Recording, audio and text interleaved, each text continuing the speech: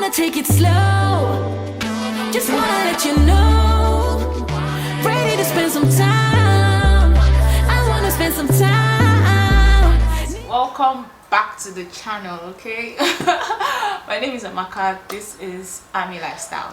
If you're new here, thank you for clicking on this video, and if you're not new, thank you for always coming back to watch my videos. I appreciate your support. Okay, today I wanted to talk a bit about how much it costs to actually move to Canada, because I've had questions, people asking me like questions about specific parts of the journey and how much they cost. And also I feel like it's very important for you to be financially prepared when you take the decision to move to Canada, because it's not cheap to just stand up and say, oh, I'm moving to Canada, and then the next day you just use a little money or something like that. It's really expensive. So I am doing these calculations based on what I spent as a family of two, not just me, myself and my husband. Another thing is that I'll be talking about this in both Naira and also in USD, and I did the conversion using official rates so that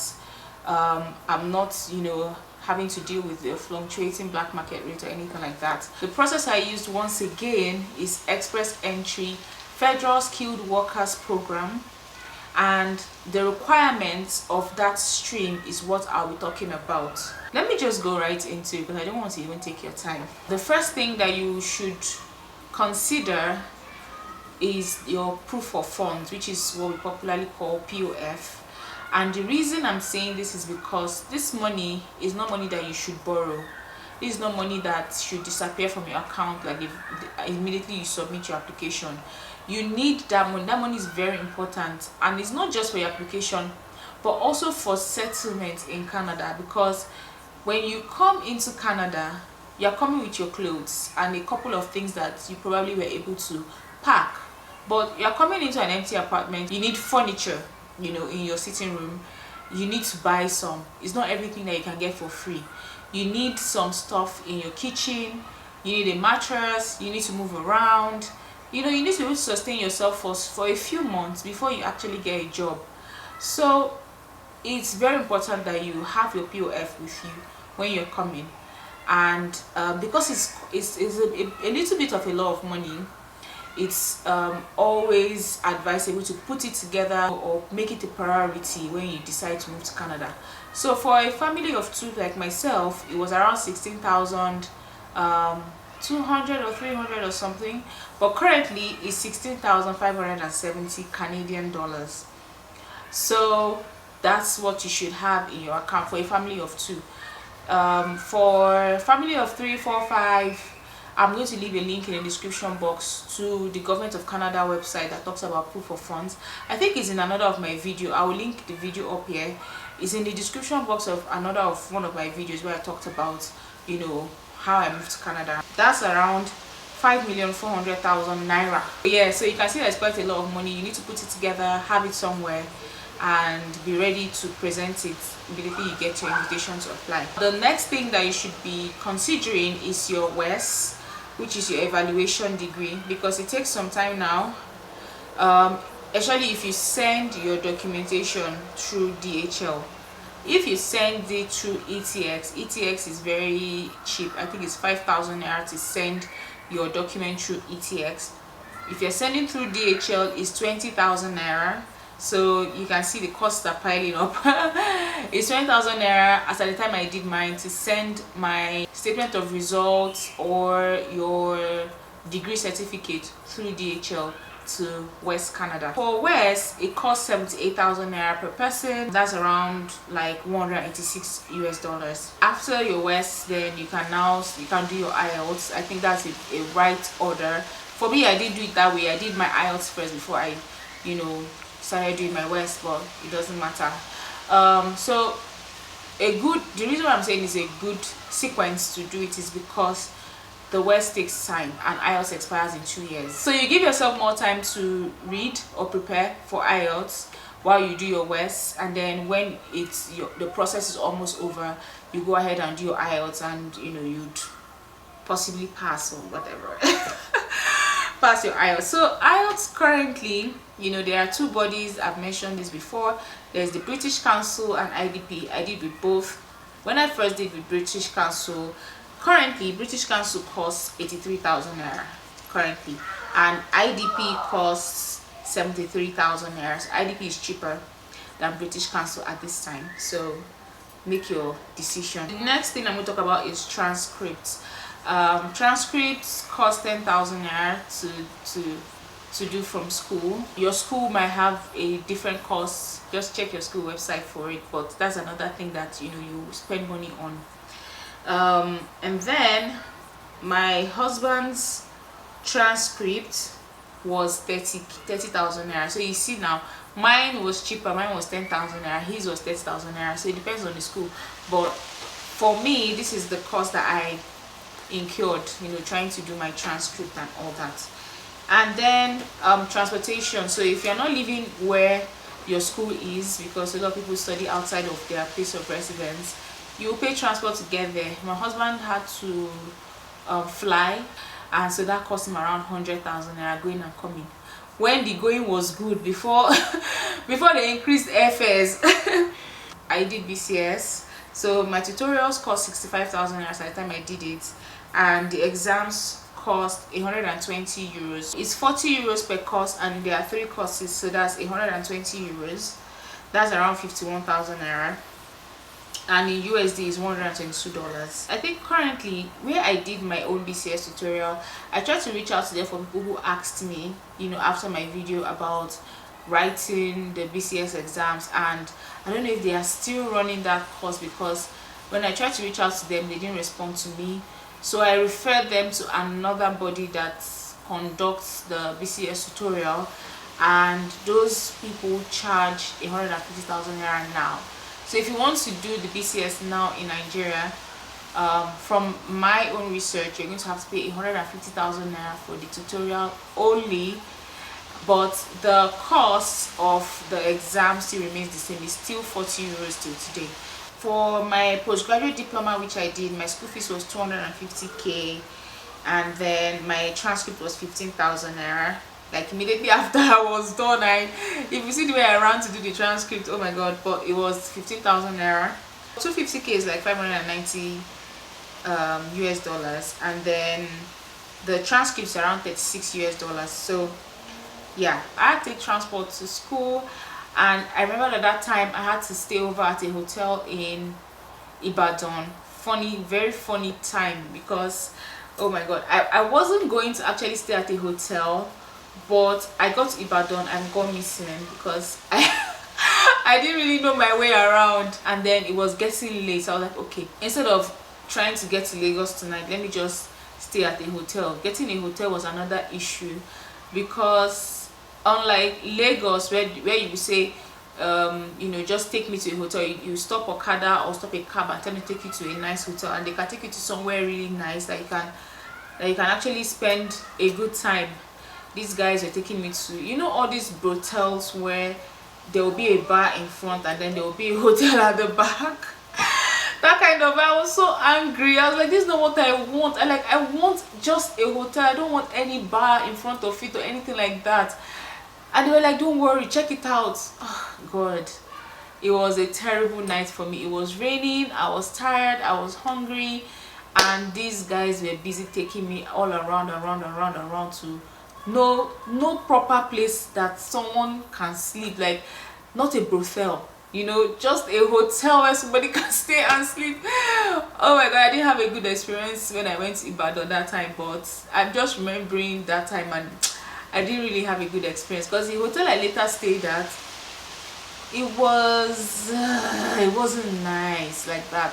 I was already exhausted, and I was just like, you know what, I just need a place to put my head down, and I took their best room, and I ordered for pepper soup and catfish. I ordered for catfish pepper soup.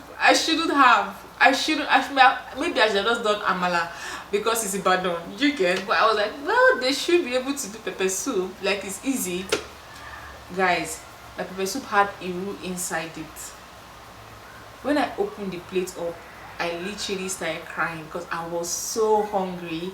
and then I opened my plate up and I could see iru on that fish, in that water that they call pepper soup. I literally was just crying because I was just tired of everything. I could not even wait to leave.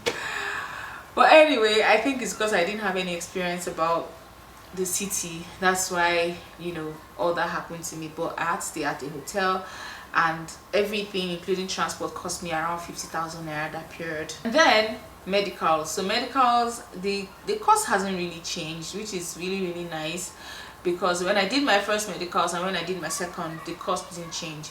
For 6,500, that was it. And both of my medicals I did at the same place, IOM. So about for Q Life, I don't know how much that is, but this is my own costing and my own experience.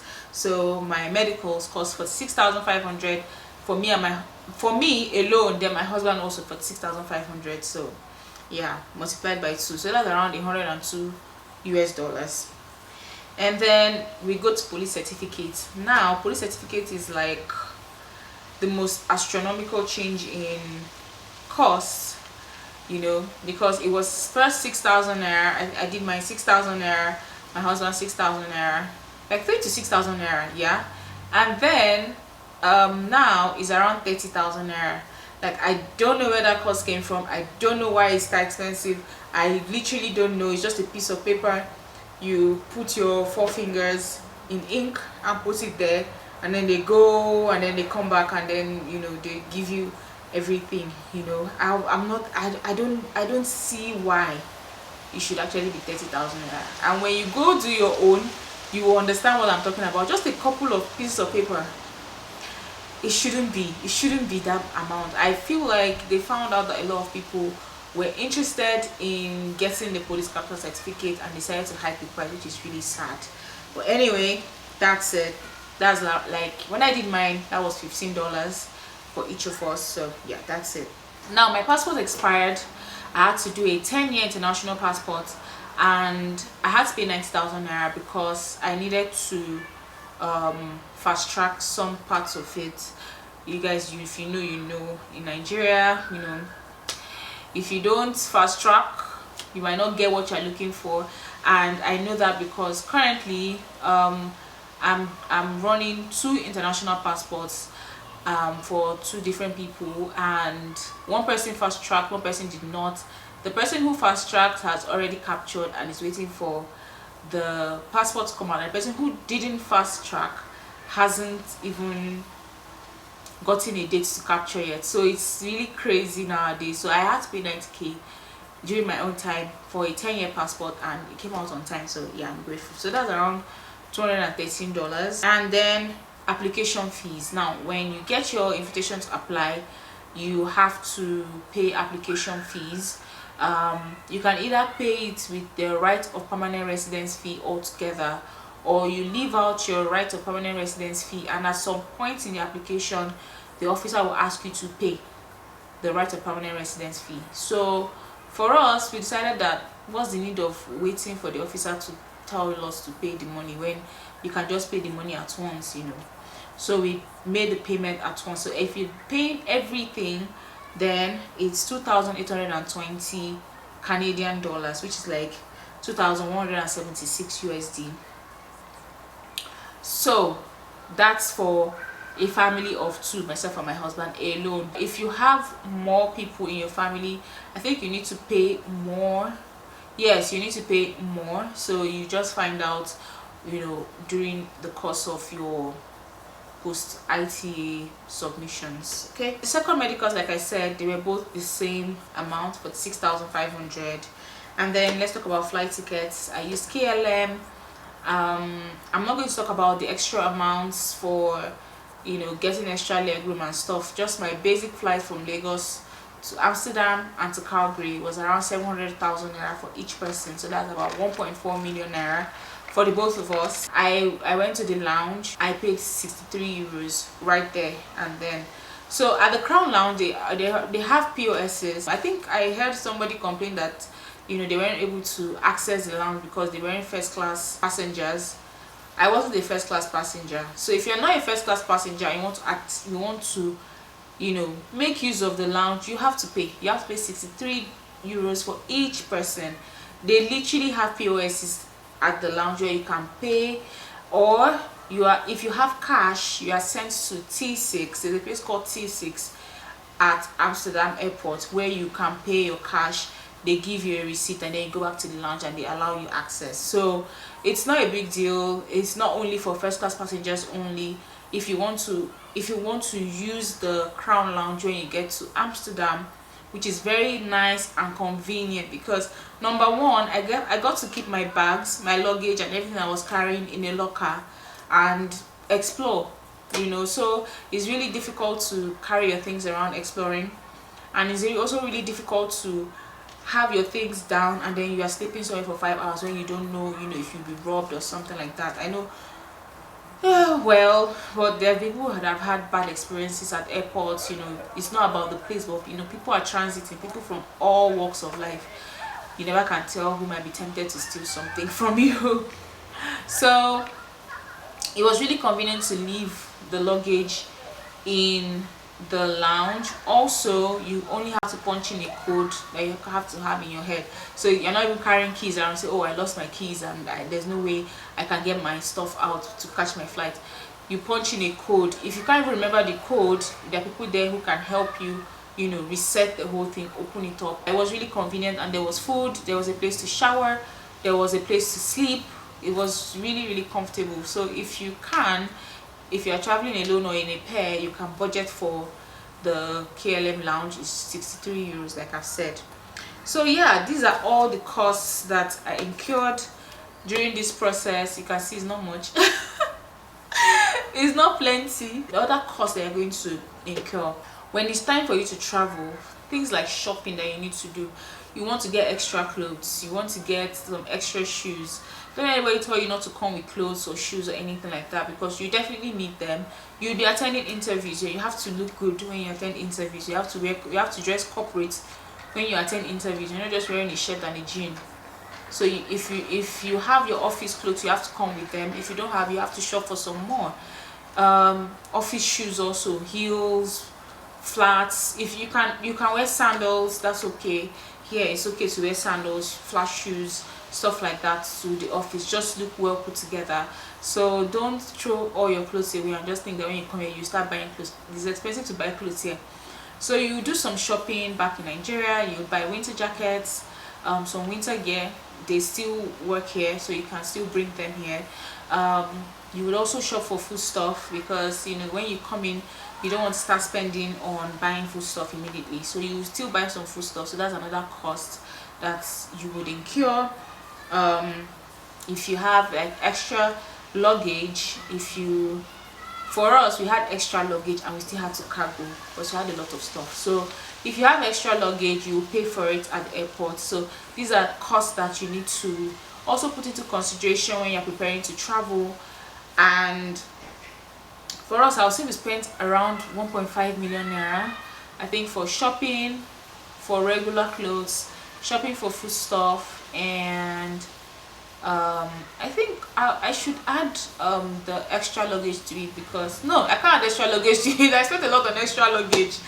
Okay, let me just add extra luggage to it. Yeah, I think, yeah, because I spent like around 400k at the airport for my extra luggage.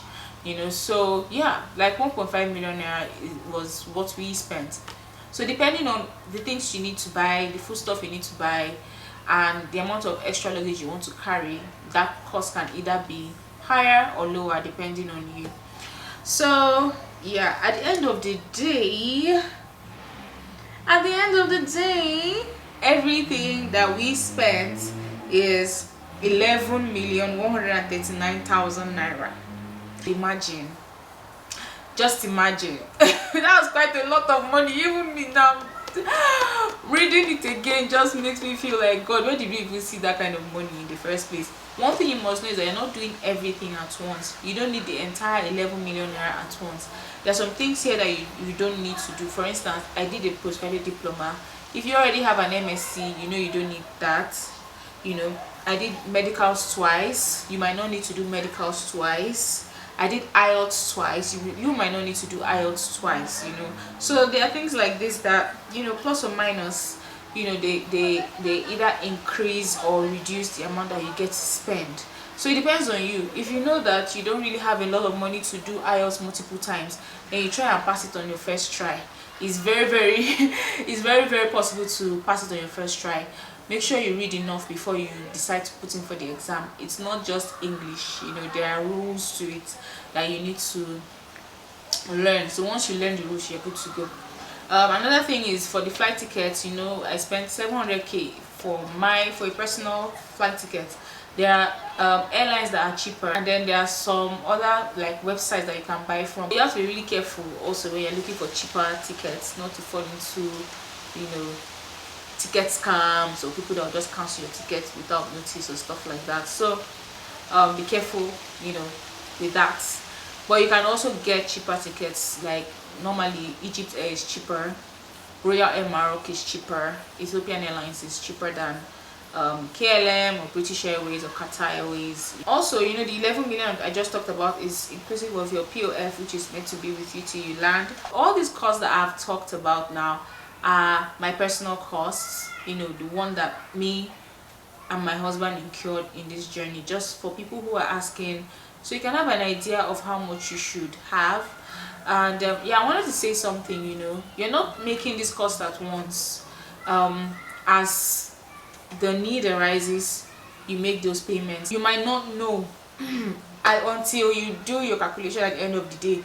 You'll be like, gosh, like, where did I even see all this money? You won't be really burdened when you're spending it, because you're not making those expenditures all at once. It's gradual. That's it, guys. I just wanted to, you know, chit chat with you guys today and talk to you guys about how much I spent, so that I won't have any more questions about how much is this, how much is that. I've said everything now in this video. Thank you so much for watching. I'll keep posting videos about living in Canada. So if you have any other questions, you have any other thing you want me to address, please leave your questions in the description box. And don't forget to like, share, comment, and subscribe to my channel. I'll see you in my next one. Bye.